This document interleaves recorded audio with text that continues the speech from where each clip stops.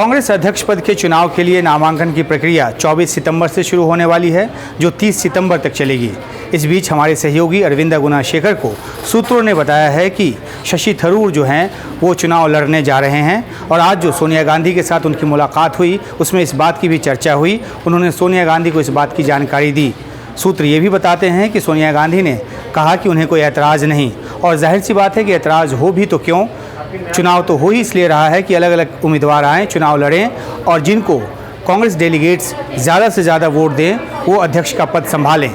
ध्यान रहे कि शशि थरूर उन नेताओं में शुमार रहे हैं जिन्होंने चिट्ठी लिखी थी और असंतुष्टि जताई थी कांग्रेस संगठन के भीतर जिस तरह से कामकाज चल रहा है और जिस तरह से एक पूर्णकालिक अध्यक्ष नहीं है कांग्रेस के पास, उसके मुतल्लिक। और उसके बाद जो शशि थरूर हैं वो लगातार इस बात को लेकर काफ़ी वोकल रहे हैं कि जो सांगठनिक चुनाव हैं वो हों, और हाल में भी उन्होंने इस बात को लेकर सवाल उठाया था कि जो इलेक्टोरल रोल है उसको सार्वजनिक किया जाए ताकि नामांकन में कोई दिक्कत ना हो।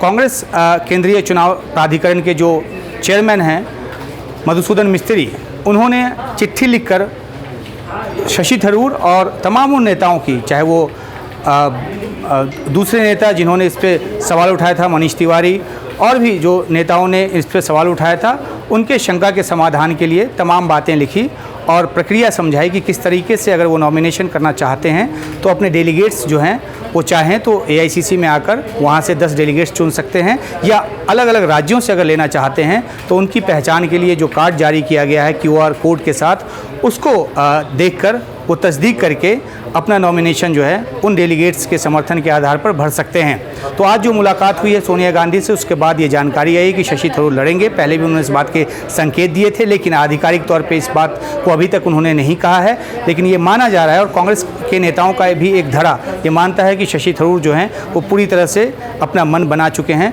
चुनाव लड़ने का। दूसरी बात जो है वो ये है कि राहुल गांधी को लेकर आखिरकार जो प्रस्ताव पारित किए जा रहे हैं अलग अलग राज्यों में, उसका क्या। सबसे पहले राजस्थान ने प्रस्ताव पारित किया, उसके बाद छत्तीसगढ़ ने किया, फिर गुजरात ने किया, आज बिहार ने किया।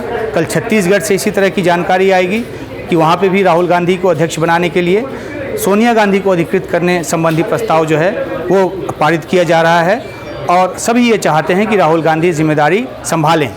हालांकि जो कांग्रेस का चुनाव प्राधिकरण है वो बार बार इस बात को साफ कर रहा है कि प्रस्ताव जो है वो कांग्रेस की परंपरा का एक हिस्सा रहा है। जो चुनाव की प्रक्रिया शुरू हुई है उस पर इसका कोई असर नहीं पड़ेगा। चुनाव जो है वो होगा, और एक से ज़्यादा कैंडिडेट अगर हुए मैदान में तो 17 अक्टूबर को चुनाव होगा और वोटों की गिनती 29 अक्टूबर को होगी।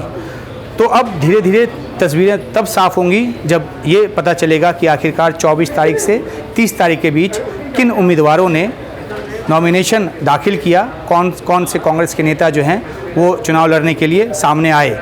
एक बात ये भी कही जा रही है कि अशोक गहलोत जो कि राजस्थान के मुख्यमंत्री हैं, बहुत चर्चा इस बात की है कि उनको अध्यक्ष पद की जिम्मेदारी सौंपी जाए और वो चुनाव लड़कर जीत कर आएँ। हालांकि सूत्रों के हवाले से ये भी बात साफ की गई है कि सोनिया गांधी ने अपनी तरफ से कहा कि कोई भी स्पॉन्सर्ड कैंडिडेट नहीं होगा, यानी कि किसी भी तरह का कोई ऐसा कैंडिडेट नहीं होगा जिसको कि अंदर से कोई समर्थन प्राप्त हो और अंदर से कोई वरद हस्त लेकर वो आए। अगर ऐसा होता है तो फिर चुनाव को सिर्फ एक औपचारिकता मानी जाएगी, उसको एक फर्जीवाड़ा करार दिया जा सकता है। लेकिन इस साफगोई के साथ कांग्रेस पार्टी जाना चाहती है चुनाव में कि ये पारदर्शी प्रक्रिया के तहत ऐसा किया जा रहा है, और जो पार्टी के भीतर बहुत सारे नेताओं की मांग रही है उसके तहत ऐसा किया जा रहा है। तो पुल के नीचे अभी काफ़ी पानी बहना बाकी है।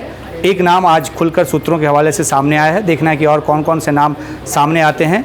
और चुनाव की प्रक्रिया, जैसा कि कांग्रेस की तरफ से दावा किया जा रहा है कि नियत समय पे समय सारणी के हिसाब से पूरी होगी, क्या वहाँ तक बात पहुँचती है या प्रस्ताव पारित करते हुए तमाम राज्यों की तरफ से ये मांग उठती है कि चुनाव की ज़रूरत नहीं है। अगर ऐसा होगा तो कांग्रेस के भीतर एक फिर बड़ा बवाल होगा। असंतुष्ट जो नेता, बहुत सारे तो निकल गए, जो रह गए हैं वो फिर से इस बात पे सवालात उठाएंगे। तो अब इंतज़ार करना है कि 24 से 30 सितंबर के बीच कितने नेताओं के और किन किन नेताओं के नॉमिनेशन आते हैं, और एक से ज़्यादा अगर नॉमिनेशन वैध पाए जाते हैं तो उसके बाद फिर चुनाव जो है वो 17 अक्टूबर को होता है। तो उनमें कौन नेता चुन कर आते हैं। शुक्रिया।